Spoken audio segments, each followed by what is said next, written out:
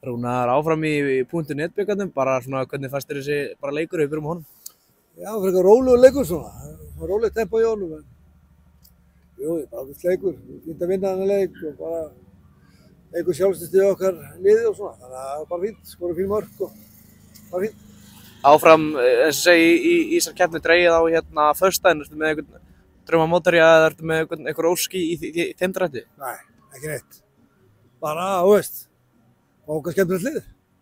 Hvernig finnst þér núna bara, hvað eru 9 leikir minni mig búnir af annarri deildinni, allan hjá ykkur, hvernig leggst þetta núna í því að vera komin inn á Seltjarnarnesi og bara framhaldi?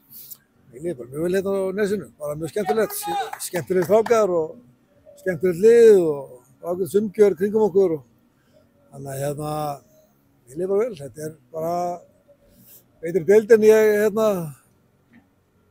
hélt, þannig að þetta bara búið að vera bráskemmtileg leikir og gaman að kynast landinu og fara út allt og spila, það var mjög gaman.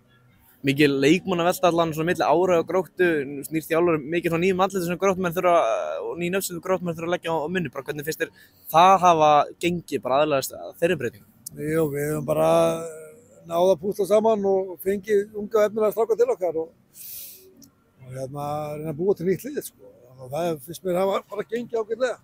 Það tekur bara tíma, skilur, en þetta er bara glænýtt lið, Gróttulið.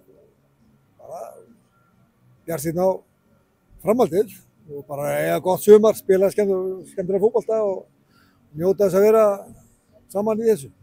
Í fjórðasæti minnum mig bara í þessum bara pakka þarna ofarlega í deildinni, í Hauka næst hérna, bara hverju markmið sumarsins? Markmiðið er alltaf bara að gera eins vel og hægt og reyna að fara upp í deild, sko. Það er alltaf markmiðið. Það er morgun liðum held ég í þessari deild og sjá hvernig það gengur í lok móts. Og takk fyrir komið.